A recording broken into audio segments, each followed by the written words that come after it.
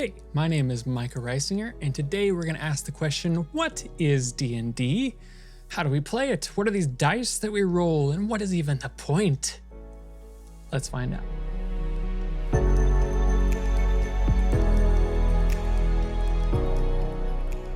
So, what is D&D? Well, D&D stands for Dungeons and Dragons. That's right, my friends, dragons. It's a role-playing game, meaning you take on a character, you make their decisions, you determine what they're like. An RPG, a role-playing game about collaborative storytelling and imagination.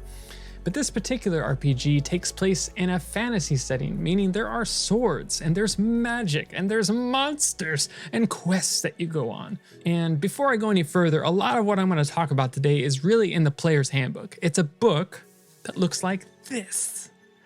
And you can find it on dndbeyond.com. You can buy it in local stores a lot of times, but really it's going to answer a lot of the questions that you have about D&D. But this today is just more of like a basic primer.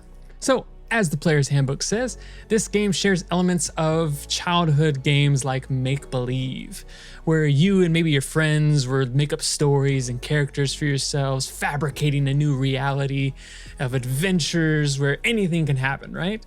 But unlike make-believe, D&D offers some structure to that storytelling, a way of giving weight to the adventurer's decisions and actions. It provides consequences and outcomes based on the rolling of dice. Players roll dice to determine whether their actions are successful or unsuccessful. Did the arrow fly past the ogre, or was it able to take the entire beast down in a single blow? Were they able to stealthily sneak past the guards into the king's lair, or did they trip over their swords and fall straight into the guards' feet? The possibilities are endless, but the dice determine potential, the probability of it all. So, second question, how do I play? D&D is really broken down into 3 easy steps. First step, the Dungeon Master, or DM, is the person that facilitates the game. They kind of help the story move along sometimes and answer questions or determine things for players. And their first step is to describe the environment. You wake up in the icy floors of a dank and dim cavern with no recollection of how you arrived. At the end of the cavern are a pair of thick oaken doors, and beyond them you hear echoes of someone or something groaning. So, what's next? Well, the players describe what they want to do. I want to investigate the cavern for clues as to how we got here. And I'd like to put my ear to the door to see what's on the other side. Or I want to pull up my battle axe and stand at the door because I don't know what's coming through next. These are all things players can do and more. So the DM then, step 3, narrates the results of the adventurer's actions. Sometimes completing a task is really simple and easy. It could be that the adventurer wants to walk across the cave and open the door, and the DM might just say that the door opens and then describes what's on the other side. But what if the door is locked, or it's booby-trapped with poison darts that fire from the walls, or some other situation that might make it difficult or challenging for an adventurer to resolve the task? Well, then what then? In that case, the DM decides what happens, often relying on a roll of a die to determine what happens next. So, what dice do I roll? The game of D&D uses polyhedral dice, meaning they have many different sides to them. The different dice are referred to in the game by the letter D, followed by the number of sides. So it could be D4, D6, D8, D10, D12, and D20. Those are the basics. For instance, you recognize a D6. It's a cube. You use it all the time in games at home like Yahtzee. So, when you need to roll dice, the rules tell you how many dice to roll of a certain type, as well as what modifiers to add, meaning what your character is good at or not good at. So for example, it may tell you 3d8 plus 5. It means you roll 3 8-sided dice, add them together, and then add 5 to the total. It's a little bit of math, but it's pretty simple. If you need a calculator, use it.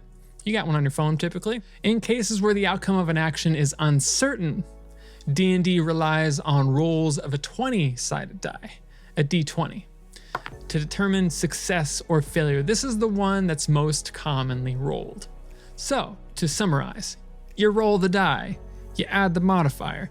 Apply circumstantial bonuses and penalties. Maybe it's dark. Maybe you're stuck in something. There's going to be things that determine whether you're more successful or less successful. And then you compare the total to a target number. What's the target number? Well, there's a target number for an ability check, meaning something that you want to do. There's going to be a difficulty level to it.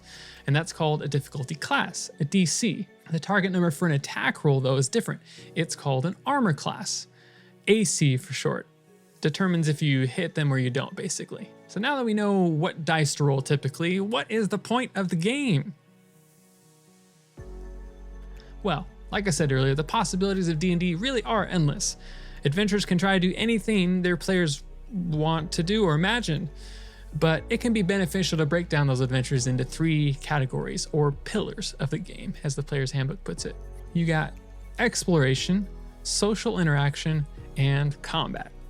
Exploration includes both the adventurer's movement through the world and their interaction with objects and situations that require their attention. I want to look at the cave. I want to explore this particular region or this room, or look at more into detail of this particular clue that I just found. Social interaction is really just talking. It's anything that the adventurers want to say or communicate with other people or things. So there's going to be some role playing in that sense. That's what people typically think of with role playing, that you're talking with other people as someone else, as a character. And then the third category is combat. It's what people think of as battling or encounters in D&D. It involves characters and creatures swinging weapons, casting spells, maneuvering positions, and so on, all in an effort to defeat the opponent, whether that means killing every enemy or taking captives or forcing a retreat. But all of it is so we can have fun. That's the point of D&D. It's a game. It's meant to be fun. And all these things I've described are the basics. Everything else really can be learned on the go. So don't be afraid to ask questions when you do play for the first time, or if you're picking it back up from long back when. Try something you've never done before. The DM is not against you. I know it can feel that way sometimes, and maybe they're even having a bad day, but they're not out to get you. They're actually on your side. Their job is to make the game enjoyable and fun for everyone. So if you're ever confused, lost, or frustrated, just take a deep breath and ask some questions and have fun.